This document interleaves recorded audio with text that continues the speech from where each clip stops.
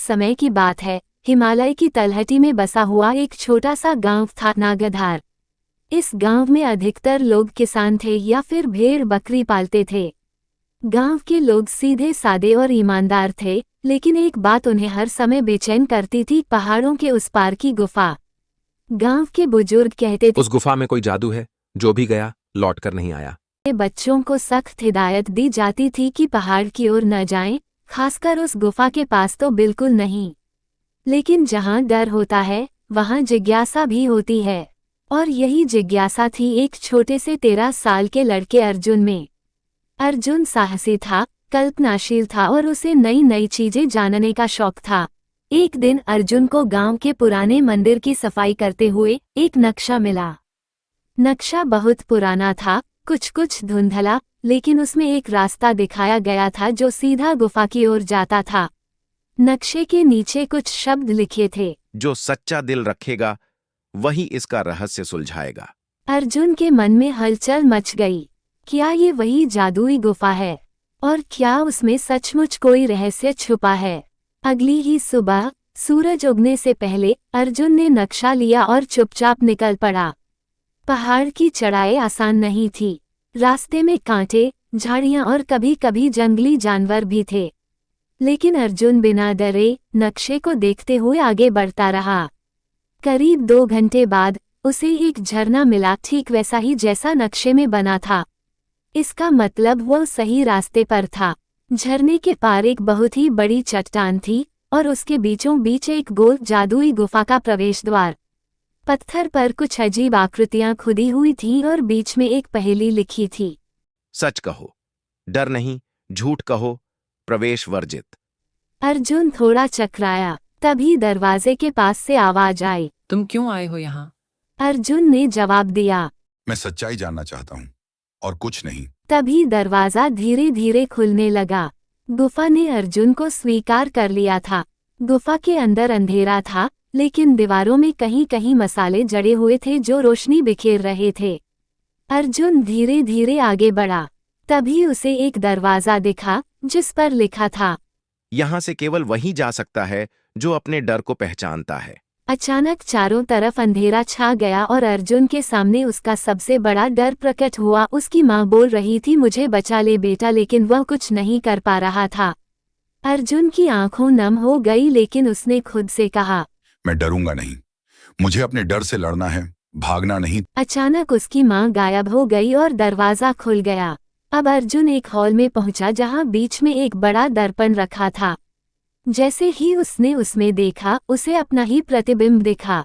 दर्पण में वह अर्जुन बोल पड़ा, तू कमजोर है, तू कुछ नहीं कर सकता। अर्जुन ने गहरी सांस ली और बोला, मैं वही हूँ जो मेहनत करता है, सच बोलता है और हार नहीं मानता। इतना कहते ही दर्पण चकनाचूर हो गया और अगला रास्ता खुल गया। अब उसके सामने एक नदी बह रही थी। नदी पार करने के लिए पुल नहीं था, बस एक पत्थर और एक सवाल। जो अपने स्वार्थ से ऊपर उठे वही सच्चे ज्ञान का अधिकारी होता है। क्या तुम अपनी कोई इच्छा त्याग सकते हो? अर्जुन ने सोचा और बोला, अगर मुझे इस गुफा का रहस्य जानकर अपने गांव का भला करना हो तो मैं अपनी सारी व्यक्तिगत इच्छाएं छोड़ सकता हूँ। इतना कहते ही नदी में एक पुल बन गया और अर्जुन उसे पार कर गया। अब अर्जुन एक बहुत ही विशाल कक्ष में पहुंचा। वहां एक पत्थर की मूर्ति थी जिससे आवाज निकली, अर्जुन, तुमने 3 परीक्षाएं पास की हैं, सत्य, साहस और त्याग। अब समय है कि तुम्हें जादू का असली रहस्य बताया जाए। मूर्ति से एक चमक निकली और अर्जुन के माथे को छू गई। उसे एक दृष्टि मिली। वह देख पा रहा था कि गुफा के अंदर सिर्फ सोना चांदी नहीं, बल्कि ज्ञान और शांति का स्रोत था। गुफा में एक जादुई किताब थी जिसमें सभी समस्याओं के हल थे, बीमारियों की दवाइयाँ, खेती के उन्नत तरीके और जीवन को बेहतर बनाने के उपाय। अर्जुन ने उस किताब से कुछ जरूरी बातें सीखी और गुफा से बाहर निकला। इस बार गुफा का द्वार अपने आप बंद हो गया, लेकिन अर्जुन जानता था कि अब वो कभी भी भीतर जा सकता है। गांव लौटकर उसने सबको सारी बातें बताईं। पहले तो लोग डरे, लेकिन जब अर्जुन ने खेती की नई तकनीक बताई और बीमारियों की दवा दी तो सब खुश हो गए। नागधार गांव अब पहले जैसा नहीं रहा। लोग समझदार हो गए, बीमारियां कम हो गईं, खेतों में अच्छी फसल होने लगी। और अर्जुन, वो अब गांव का सबसे प्रिय व्यक्ति बन गया। लोग उसे ज्ञानवीर कहने लगे। लेकिन अर्जुन ने कभी घमंड नहीं किया। उसने वह जादुई किताब की बातें पंडित जी को बताई और बोला, इसका उपयोग हमेशा सच्चाई, साहस और भलाई के लिए ही करना। जब अर्जुन गांव लौट आया तब सब कुछ सामान्य लग रहा था, लेकिन गुफा की खबर धीरे धीरे आसपास के गांवों में भी फैलने लगी। एक रात गांव में एक अजनबी आया, लंबा चौड़ा शरीर, घनी दाढ़ी और आंखों में लाल चमक।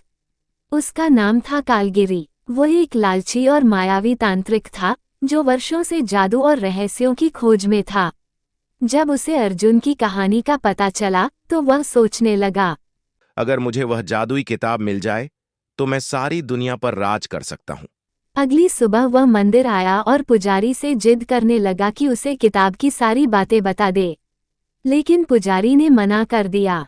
तब से गांव में अजीब घटनाएं होने लगी। मवेशी बीमार पड़ने लगे, लोग बिना कारण डरने लगे और अर्जुन को भी बुरे सपने आने लगे। एक रात अर्जुन ने सपना देखा, मूर्ति की आंख में आंसू थी। मूर्ति से आवाज आई, अर्जुन, खतरा करीब है। गुफा का रहस्य केवल भलाई के लिए था, लेकिन अब कोई इसे बुराई के लिए हथियाना चाहता है। तुम्हें फिर से आना होगा। अर्जुन की नींद खुल गई, लेकिन अब वो डरा नहीं बल्कि सतर्क हो गया। अर्जुन ने यह बात अपने सबसे अच्छे दोस्त भीमा को बताई। भीमा पहले तो घबराया, लेकिन अर्जुन की बातें सुनकर बोला, तू अकेला नहीं है, इस बार मैं तेरे साथ चलूंगा। अर्जुन और भीमा ने मिलकर योजना बनाई कि कैसे वे गुफा में दोबारा जाएंगे और वहां की रक्षा करेंगे। उन्होंने लकड़ी का एक मजबूत डंडा साथ में लिया। अगली सुबह दोनों चुपचाप गांव से निकल पड़े। जब वे गुफा पहुंचे तो दरवाजा से धुआं निकल रहा था।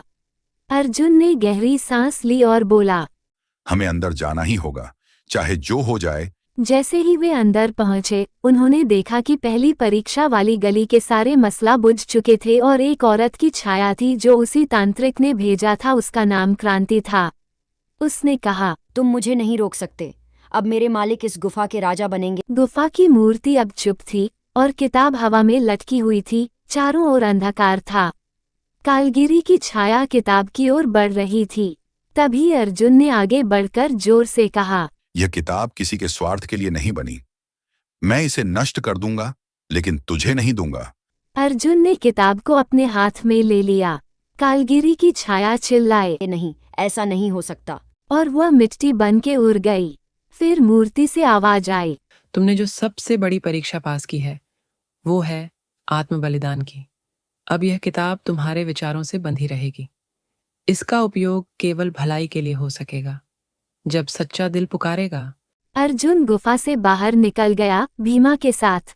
गांव लौटने पर अर्जुन और भीमा ने गांववासियों को सारा हाल बताया। गांव वालों ने अर्जुन को एक रक्षक की तरह देखा। अर्जुन ने अब एक छोटी पाठशाला शुरू की, जहां वह बच्चों को न केवल पढ़ाता बल्कि सच्चाई, साहस और परोपकार के मूल्य भी सिखाता। गुफा का जादू ज्ञान में है, चमत्कार में नहीं। अब नागाधार गांव शिक्षा, समझदारी और एकता का प्रतीक बन चुका था। जादुई गुफा अब एक रहस्य नहीं रही, बल्कि एक सीख बन गई।